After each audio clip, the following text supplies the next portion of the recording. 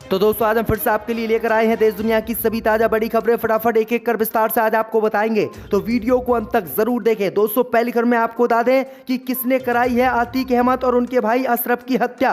SIT करेगी जांच, BJP के लिए झटका, खुलेंगे कई अहम राज। वहीं आपको बताएंगे दोस्तों कि अतीक अहमद की हत्या से नाराज हुए इलाहाबाद हाईकोर्ट के मुख्य न्यायाधीश योगी सरकार को बताया ड्यूटी में फेल, कहा इनकी वजह से अतीक की हो गई हत्या। वहीं आपको बताएंगे दोस्तों की बीदर में राहुल गांधी ने रैली करते हुए बीजेपी सरकार पर बोला हमला, कहा बीजेपी सरकार में 40% कमीशन में होता है काम, इन्हें देना सिर्फ 40 ही वोट। वहीं आपको बताएंगे दोस्तों कि यूपी निकाय चुनाव में टूटा सपा और आरएलडी का गठबंधन, अब अकेले अकेले लड़ेंगी दोनों ही पार्टी चुनाव। वहीं आपको बताएंगे दोस्तों कि अतीक अहमद की हत्या पर भड़के बिहार के मुख्यमंत्री नीतीश कुमार, कहा कोई जेल जाएगा तो क्या उसे मरवा दोगे, यही रह गया है कानून का काम। वहीं आपको बताएंगे दोस्तों कि अतीक अहमद और असद के एनकाउंटर से उत्तर प्रदेश में बीजेपी के और निकाय चुनाव में हो रहा है बड़ा घाटा। एबीपी न्यूज के सर्वे ने उड़ाई भाजपा की चिंता। तो दोस्तों सभी खबरों को आपको एक एक कर बताने वाले हैं। वीडियो को लाइक कर चैनल को सब्सक्राइब कर दें और हमें कमेंट करके बताएं कि आपके जिले किस राज्य से हमारी खबरों को देख रहे हैं। इसी बीच पर तो दोस्तों अगली खबर की ओर, तो किसने कराई है अतीक अहमद और अशरफ की हत्या, एसआईटी करेगी जांच, उत्तर प्रदेश में आदेश हुआ जारी, बीजेपी की बड़ी चिंता। जब दोस्तों आपको बता दें कि पुलिस कस्टडी में अतीक अहमद और उनके भाई अशरफ अहमद की हत्या कर दी गई। अब इसकी जांच एसआईटी करने जा रही है। एसआईटी ने उत्तर प्रदेश में जांच के आदेश दे दिए हैं। अब एसआईटी पता करेगी कि किसके कहने पर अतीक अहमद की हत्या कराई गई और कौन कौन लोग शामिल हैं अतीक अहमद और अशरफ की हत्या में। वहीं आपको बता दें कि इसका आदेश भी उत्तर प्रदेश की सरकार ने जारी कर दिया है, जिसके बाद कई नेताओं की धड़कनें बढ़ गई हैं। दरअसल आपको बता दें कि इलाहाबाद के पुलिस आयुक्त ने पूरे मामले की जांच के आदेश भी जारी कर दिए हैं। इस टीम का नेतृत्व डीसीटी क्राइम करेंगे। टीम में एसीपी सत्येंद्र तिवारी और क्राइम ब्रांच के इंस्पेक्टर ओम प्रकाश को भी शामिल किया गया है। दरअसल आपको बता दें कि इससे पहले अतीक और अशरफ की हत्या का मामला सुप्रीम कोर्ट भी पहुंच चुका है। सुप्रीम कोर्ट से भी जांच कराने की मांग की गई है। वहीं सुप्रीम कोर्ट से पहले ही अब एसआईटी जांच करेगी और अब 1-2 दिन में पता चल जाएगा कि अतीक और अशरफ की हत्या आखिरकार किसके कहने पर हुई और किन लोगों ने करवाई है।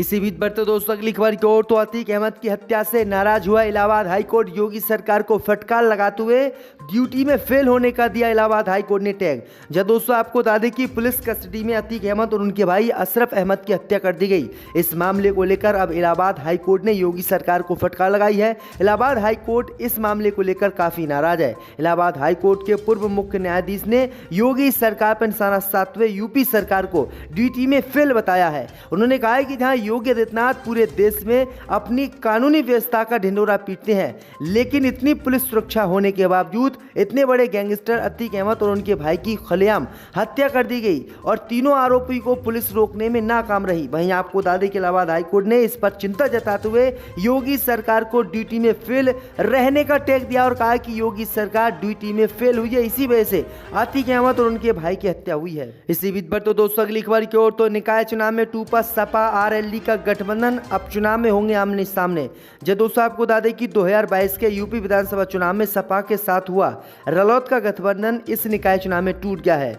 आरएलडी के राष्ट्रीय प्रवक्ता रोहित जाखड़ ने इसकी पुष्टि आज की है। उन्होंने बताया कि अब यह गठबंधन टूट चुका है। अब रालोद अकेले अपने दम पर निकाय चुनाव उत्तर प्रदेश में लड़ेगी। उन्होंने गठबंधन टूटने की वजह भी बताई है और कहा कि जिस तरह सपा मुखिया अखिलेश यादव ने विधानसभा चुनाव में कई सीटों पर प्रत्याशी उतारे थे, वैसे ही निकाय चुनाव में भी देखने को मिला। इस वजह से आरएलडी ने सपा की साइकिल का साथ छोड़ दिया है। गौरतलब है कि बीते कुछ दिन पहले भी समाजवादी पार्टी की तरफ से मेयर प्रत्याशियों की सूची बिना राष्ट्रीय लोक दल के नेताओं से कोई भी बात किए जारी कर दी गई थी। इसके बाद दोनों ही पार्टियों की तल्खियां सामने आई थी। रालोद के कई नेता इसको लेकर सवाल उठा रहे थे, लेकिन अब इसका गठबंधन ही उन्होंने तोड़ दिया है। तो जयंत चौधरी और अखिलेश यादव की अब जोड़ी टूट चुकी है। इसी बीच बढ़ते दोस्तों अगली खबर की ओर, तो अतीक अहमद की हत्या करने से नाराज हुई ममता बनर्जी, हत्या पर उठाए सवाल। जब दोस्तों आपको बता दें कि अतीक अहमद और उनके भाई अशरफ की प्रयागराज में हुई हत्या पर विपक्ष ने सवाल उठाया है। कांग्रेस ने पुलवामा पर हुए खुलासों को छुपाने के चलते ये वारदात कराए जाने के आरोप लगाए हैं। तो वहीं अब पश्चिम बंगाल की मुख्यमंत्री भी इस मामले को लेकर सामने आ गई है। मुख्यमंत्री ममता बनर्जी ने इस मामले को लेकर ट्वीट किया और उत्तर प्रदेश की कानूनी व्यवस्था पर सवाल खड़े किए।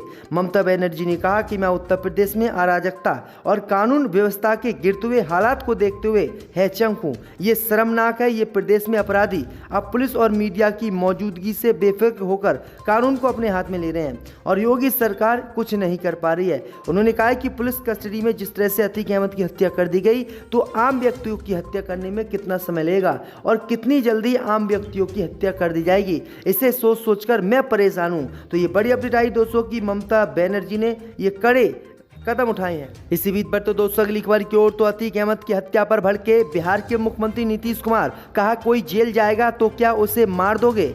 जब दोस्तों आपको बता दें कि अतीक अहमद और उनके भाई की हत्या पर बिहार के सीएम नीतीश कुमार ने नाराजगी जाहिर की है।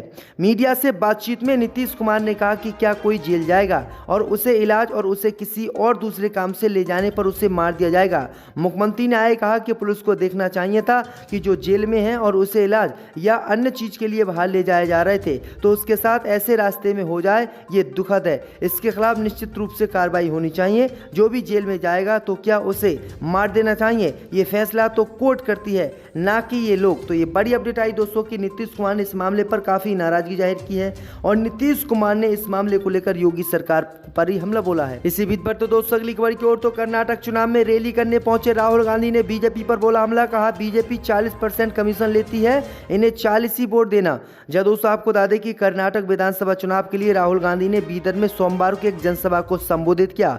राहुल गांधी ने कहा कि भारतीय जनता पार्टी देश में नफरत फैला रही है। राहुल गांधी ने कहा कि आज आरएसएस और बीजेपी के लोग लोकतंत्र पर हमला कर रहे हैं। भारत में अगर पहली बार लोकतंत्र की बात किसी ने की और उसे रास्ता दिखाया तो वसव बन्ना जी थे। वसव बन्ना जी की सोच थी कि सभी को एक साथ आगे बढ़ना चाहिए, लोकतंत्र में सभी की भागीदारी हो, सभी के लिए एक जगह हो। लेकिन वसव बन्ना जी की सोच पर भाजपा और आरएसएस हमला कर रही है।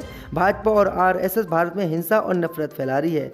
इसी दौरान राहुल गांधी ने कहा है कि कर्नाटक में जो बीजेपी की सरकार है वो सरकार 40% कमीशन खुलेआम लेती है, 40% उसे घूस चाहिए, उसी के बाद काम करती है। लेकिन कांग्रेस पार्टी की सरकार बनेगी तो ऐसा नहीं होगा और राज्य में खुशहाली आएगी और काम होगा। तो ये बड़ी अपडेट आई दोस्तों, ये बड़ी बातें राहुल गांधी ने कही हैं। इसी बीच पर तो दोस्तों अगली खबर की ओर तो अतीक अहमद की हत्या और असद के एनकाउंटर से यूपी निकाय चुनाव में भाजपा को भारी नुकसान, मुसलमानों ने वोट देने से किया इनकार। जब दोस्तों आपको बता दें कि अतीक अहमद और उनके भाई अशरफ की हत्या के बाद यूपी सरकार पर कई तरह के सवाल खड़े हो रहे हैं। इस बीच अतीक अहमद की हत्या और उसके बेटे असद के एनकाउंटर के बाद एबीपी न्यूज ने एक सर्वे निकाय चुनाव को लेकर उत्तर प्रदेश में जारी किया है। इस सर्वे में ये पता लगाने की कोशिश की गई कि एनकाउंटर यानी असद के एनकाउंटर और अतीक अहमद की हत्या के बाद उत्तर प्रदेश में बीजेपी को फायदा हो रहा है या फिर नुकसान। लेकिन आपको बता दें कि अब इसी मामले को लेकर जो आंकड़े सामने आए हैं उससे बीजेपी की चिंता बढ़ गई है। दरअसल आपको बता दें कि उत्तर प्रदेश में सी वोटर सर्वे ने इस मामले को लेकर बीजेपी को झटका दिया है। 26% लोगों ने बीजेपी की इस बात को सही ठहराया है, जबकि 47% लोगों ने इसको गलत ठहराया है। नुकसान 17% का बीजेपी को हो रहा है और 10% लोगों ने कहा है कि हमें पता नहीं है।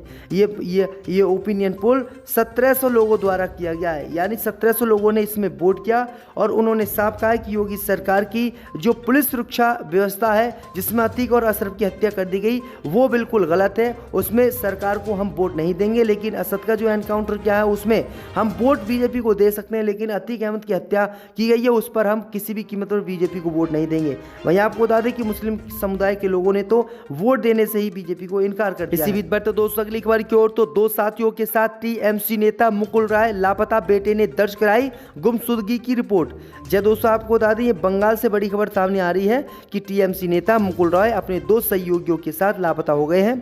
उनके बेटा शुभांशु राय ने एयरपोर्ट थाने में पिता की गुमशुदगी की शिकायत दर्ज करवाई है।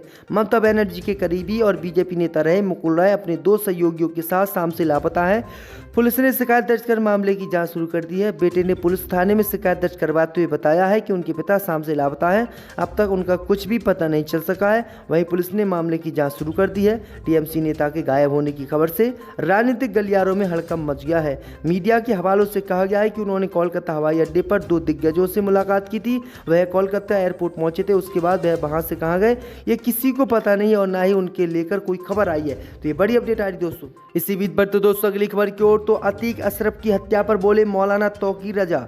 जब दोस्तों आपको बता दें कि इत्तेहादुल मिल्लत काउंसिल के अध्यक्ष मौलाना तौकीर रजा ने प्रेस कॉन्फ्रेंस कर एनकाउंटर पर सवाल खड़े करते हुए मुख्यमंत्री योगी आदित्यनाथ से इस्तीफा देने की अपील की है।